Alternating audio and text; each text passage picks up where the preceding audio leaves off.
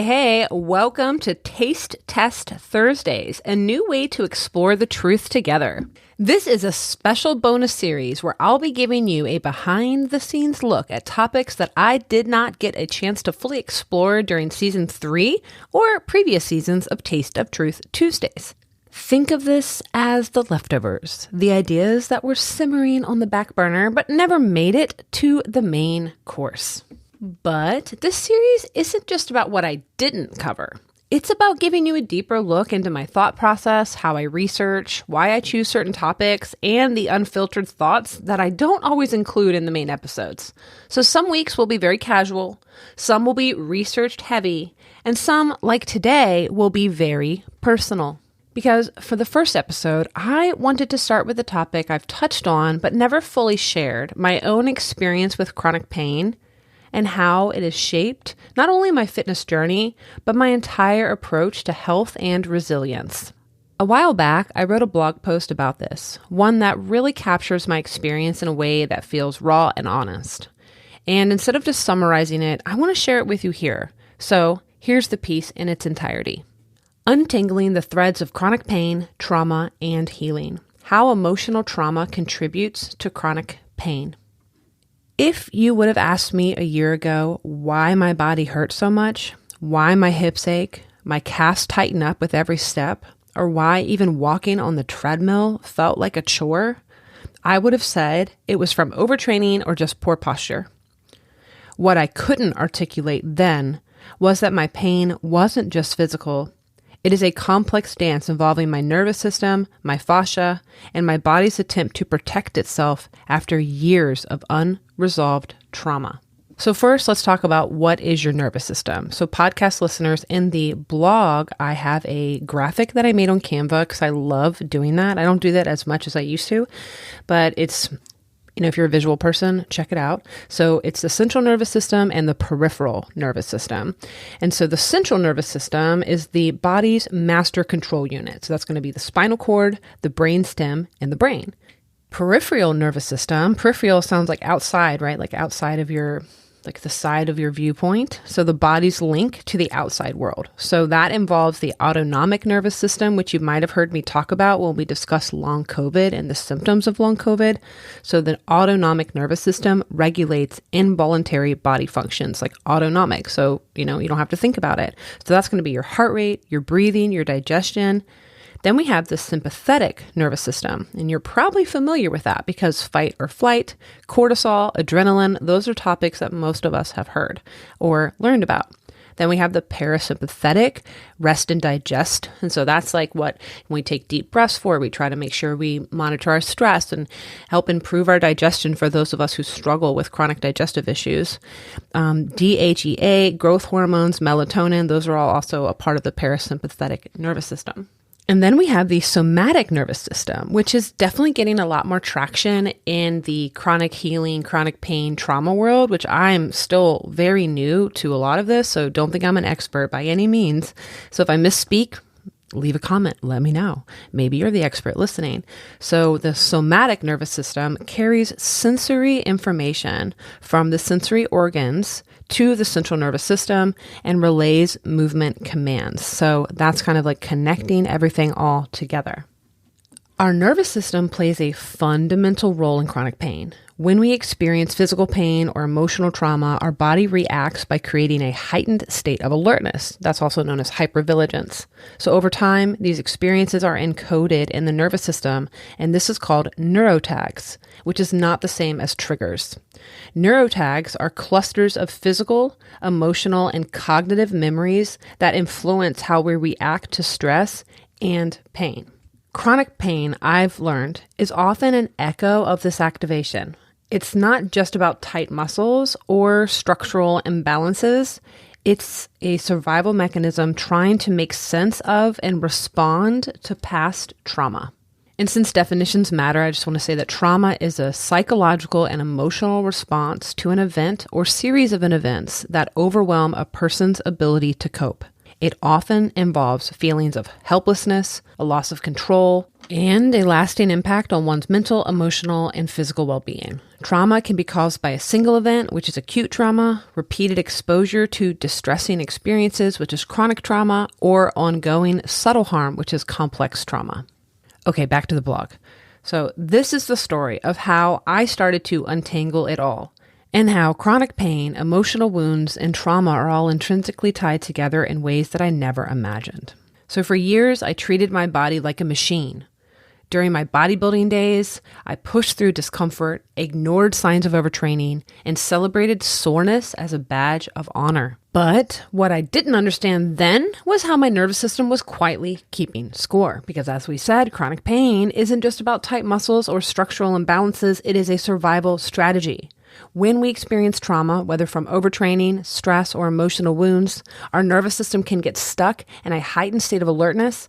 We've called them emotional flashbacks in previous episodes, and this is like a smoke alarm that keeps going off long after the fire has been extinguished.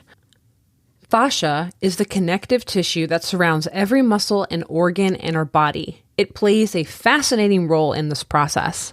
I've said to my clients, it's like the pantyhose that surrounds your body, connecting it, holding it all together, but it's actually so much more than that. We've learned that it's not just structural, it's sensory. It's packed with nerve endings that communicate directly with the brain. So when the body perceives danger, even subconsciously, the fascia can tighten, creating patterns of tension that mirror emotional or physical trauma.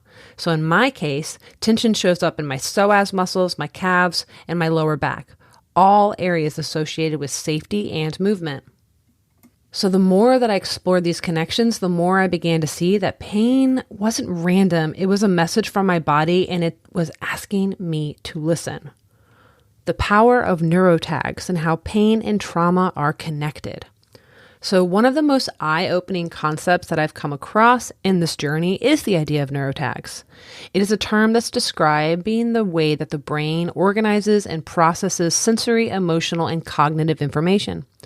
Neurotags are like maps of experiences that are built over time, creating an interconnected network of physical sensations, emotions, and thoughts that work together to form a response to stimuli. So you might have heard the term triggers, like this triggered my trauma or you're triggering me. So triggers are external or internal cues like a smell, sound, or memory, it could be a tone of voice as well, that activate a strong emotional or physiological response, and that's often linked to past trauma. That can cause distress, anxiety, or even emotional flashbacks. So to repeat, neurotags are different because they're networks of neurons that link together different sensory, emotional, and cognitive experiences. So that's like what's the map of the triggers, I guess you could say, but again, I'm not an expert. They help the brain recognize patterns and can be involved in both pain and emotional responses. So unlike triggers, neurotags aren't necessarily trauma related, but they're going to be more like shaping how we experience sensations, including pain, by connecting past experiences with present perceptions.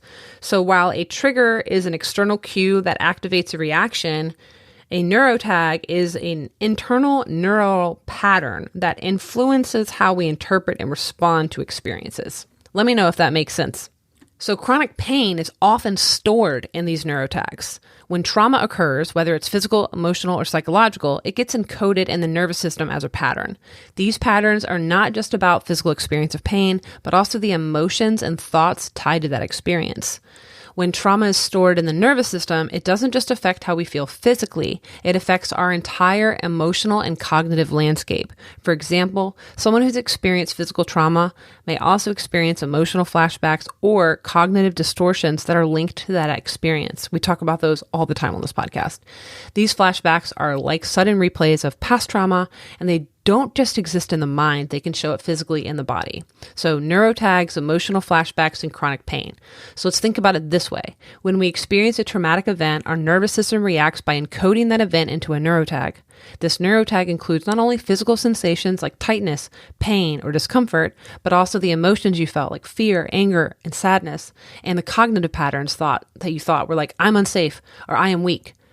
So emotional flashbacks happen when the brain reactivates these neurotags, causing the body to respond as if the trauma is happening again. This is why someone with chronic pain may experience intense emotions that seem disproportionate to the physical sensations they're feeling. The pain can trigger a flashback, a sudden overwhelming re-experience of the trauma, and this isn't just mental, but it's felt deeply in the body. So in my case, the tension I experienced in my hips and lower back was a reflection of both the physical trauma of overtraining and the emotional trauma I had internalized from years of pushing myself too hard and ignoring my body's signals. When my nervous system encountered stress, it activated these neurotags, making the tension and pain feel more intense and more pervasive. The more I resisted this pain or ignored the emotional connection to it, the worse it became. So how I'm healing. Understanding neurotags has truly been revolutionary in how I approach my healing process. This key to healing that I've learned is not just simply fixing the physical pain, but reprogramming the neurotags. This involves creating new patterns of support, safety, and relaxation. One powerful way that I'm rewiring my nervous system, okay, is by engaging the vagus nerve, the longest cranial nerve that plays a critical role in regulating the parasympathetic nervous system. We've talked about this on previous episodes, I believe the one with my friend Teresa.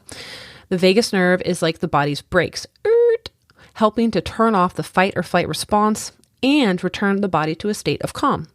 When activated, it encourages relaxation, emotional regulation, and recovery.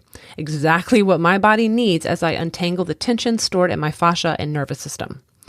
So here's how I'm starting to rewire my system. Reconnecting with joyful movement. I've reintroduced activities that make me feel alive, like walking in my garden, playing with my pets, and the Pilates reformer. These movements remind me that movement isn't just about strength, but it's also about freedom. It's about incorporating joyful, non-stressful activities, and I'm helping to reinforce new neurotags that associate movement with pleasure and ease. Reclaiming safety through movement. So instead of high-intensity workouts, I'm shifting to gentle, functional exercises that strengthen my core and my glutes while supporting my nervous system. Slow, mindful movements like glute bridges, bird dogs, and pelvic tilts have become my new best friends. These exercises not only build strength, but signal my nervous system that it's safe to move. Releasing fascia with love.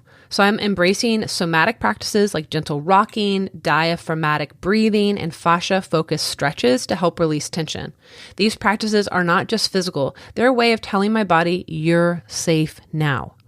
They help reprogram the neurotags associated with stress and trauma by sending a message of relaxation and calm. Vagus nerve activation. To support my nervous system's recovery, I've incorporated practices that stimulate the vagus nerve, such as slow, deep belly breathing and humming. Breathing deeply into my diaphragm by focusing on long exhales has been especially helpful in calming my body and signaling to my nervous system it is okay to relax.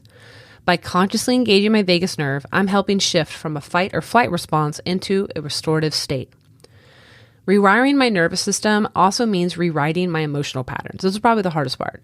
This involves acknowledging the emotional flashbacks that arise when pain triggers old neurotags and consciously choosing to respond with compassion and self-care. Instead of reacting with fear or frustration, I'm learning to pause, breathe, and remind myself that I'm safe now. What chronic pain has taught me, because I believe pain is a teacher with whom we can learn so much. Chronic pain has been a very tough teacher. It has taught me lessons that I honestly wouldn't trade for anything. Your body is always on your side. Pain is a signal, not a punishment. Healing isn't linear. Some days progress will look like resting instead of pushing. Movement is medicine, but only done with intention and love. I share this journey because I know I'm not alone. So many of us are carrying the weight of trauma, both emotional and physical, in our bodies. And while on the road to healing, it isn't easy, but it's worth it. So if you're out there, I'm getting emotional, I guess. Okay, so if you're like me and you're out there navigating chronic pain, I want you to know this, that your body isn't broken and you don't have to fight it. With the right tools, patience, and self-compassion, you can create safety, release tension, and rediscover the joy of movement. I am still on this journey. I'm still struggling with it every day. And that's why I wanted to just open this up to my listeners. I'd love to hear your thoughts. What has chronic pain taught you? How are you learning to trust your body again? I'd love to keep this conversation going because healing happens when we feel safe enough to share. Thank you for listening. So, revisiting this piece for you, I'm reminded of how much my perspective has evolved even since writing it. There's so much more I could expand on, so if you have questions, let me know, especially the way pain is misunderstood and how fitness culture often oversimplifies healing and the role of mindset and recovery. One of the biggest takeaways for me is that pain is very real, but it's also complex. We tend to think of it as purely physical, but research shows that stress, emotions, and even the way we think about our bodies can shape our pain experience.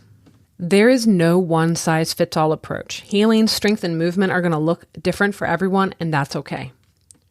So that's today's leftover, a topic that I didn't get to fully explore this season, but I felt like now was the right time to share it. And like I said, Taste Test Thursdays won't always be this personal. Some weeks, I'm going to take you on the inside of my research process, breaking down how I fact check, where I find resources or the people I interview, and information that I don't trust. Other weeks, I'll revisit the ideas I didn't have time for, like today, explored unfiltered takes, and I'd love to answer your burning questions. So next week, I'm going to talk about how I put together my episodes, how I decide on the topics, what I look for in sources, and some of the biggest red flags that I've had to learn to look for when I'm researching or interviewing. So I really want to hear from you. Do you have any questions from past episodes? Are you curious on topics that I've changed my mind on, like what beliefs, opinions, and interpretations that have shifted from season 1 to season 3? Because I tried to make that clear because I have changed so much just from last summer to now, season 2 to season 3. Anything else? Yeah, I want to hear from you. Let me know. Thank you so much for being here. And as always, maintain your curiosity, embrace skepticism, and keep tuning in. Have a great week.